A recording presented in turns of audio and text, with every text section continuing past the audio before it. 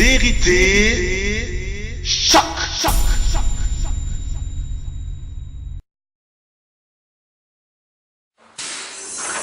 If you think you've woken up in the Twilight Zone, you're wrong. You've woken up inside the eugenics-run New World Order, the scientific dictatorship.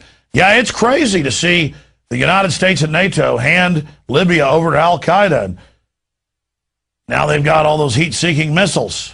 Don't worry, the government will take our rights and keep us safe. If you think it's unbelievable that the ATF would ship guns into Mexico and drugs back into the United States and nobody would get in trouble, this dark ride into the New World Order has only begun. This next report, filed by Aaron Dykes, is titled Bisphenol A, Death by Plastic. This stuff is all around us. It's linked to cancer, conclusively proven, the doubling of diabetes cases in the last year and more. This is how the globalists are poisoning us. And Aaron Dykes has filed this extremely powerful report. You think it's just in plastic bottles? Think again. It's in almost everything. Scientists have known for decades, since the 1930s at least, and alternative news sources like Infowars.com have long documented that the compound bisphenol A, BPA, disrupts the hormonal system, causes infertility and even cancer. But governments didn't warn about the dangers of BPA, widely used in plastic bottles, food cans, and soda cans, until only a few years ago. For more on why, I filed this report for Infowars Nightly News. Bisphenol A. When you open up a can, that lining may contain a synthetic estrogen. That's right, a sex hormone. BPA is unsafe and can lead to cancer, diabetes, and other diseases. BPA is what is known as an endocrine disruptor. Canada became the first country in 2010 to ban the use of BPA in just some products, and Europe soon adopted many of these bans. However, in the U.S., the Food and Drug Administration has been much more reluctant to admit the dangers. Food and Drug Administration is not ready to sound the alarm. The Food and Drug Administration says the chemical known as BPA is not dangerous. This despite the fact that a 2004 CDC study found BPA in the urine of well over 90% of the U.S. population. Consumer awareness has created a trend against its use in many products in lieu of a ban. But BPA, which can alter sexual behavior and much more, has increasingly been found in abundance in a wide range of products, many of which you may not expect. This includes most of the printed store receipts, money, printer ink, dental amalgams and fillings, baby formulas, cosmetics, and now similar estrogen-mimicking hormones have even been found in top name-brand clothing.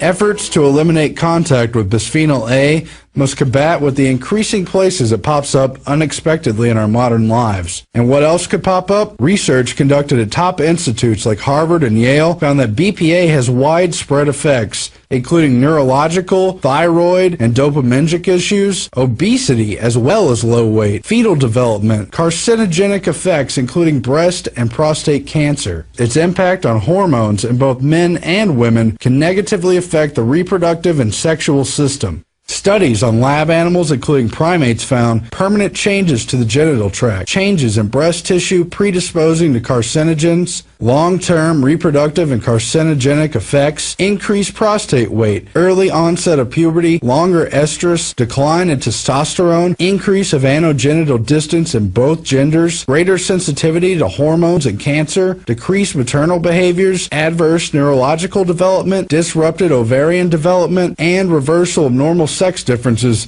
in brain structure and development. But just reporting these scientific facts has caused Alex Jones to be attacked by Media Matters and others for supposed gay bashing. The reason there's so many gay people now is because it's a chemical warfare operation. I have the government documents where they said they're going to encourage homosexuality with chemicals so that people don't have children. I even catch myself, Bob, drinking out of these estrogen mimickers. But the disruption of the body's endocrine system by pollutants put in place by man has nothing to do with sexual preference, nor what God or nature intended. In 1994, the Pentagon admittedly sought the development of a, quote, gay bomb in which it would use non-lethal chemical weapons to disrupt hormones and create widespread homosexuality, but it's happening every day in a less dramatic fashion. in the products we eat and drink, touch, and come into contact with. Are we really afraid to face the reality of social engineering through chemical assault due to politically correct taboos? The elite have stated their eugenics and depopulation agenda ad nauseum, and yet for the past 50 years, sperm rates have continued to plummet, and BPA is admittedly linked to male infertility. We're losing our humanity to this chemical subterfuge through GMOs, BPA, and other materials. We face a children of men scenario of near total infertility, and we must own up to these facts before it's too late. Back to you, Alex. Thank you so much, Aaron. And I notice here, U.S. diabetes rate doubles in last decade. That's out of the Associated Press. Most cancers have doubled in the last 10 years. They're talking about almost complete infertility by 2025 in the Western world. And a big part of it is BPA. But if you talk about fish and amphibians like frogs, now having their gender destroyed, you are being homophobic towards frogs.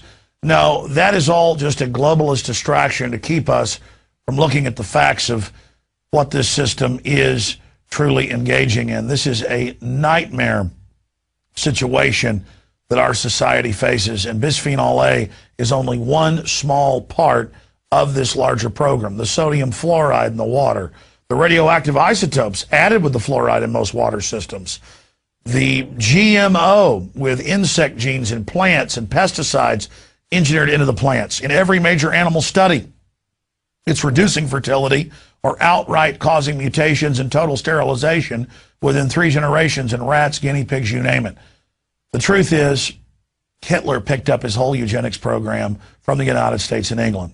I covered that in my seminal film, Endgame Blueprint for Global Enslavement.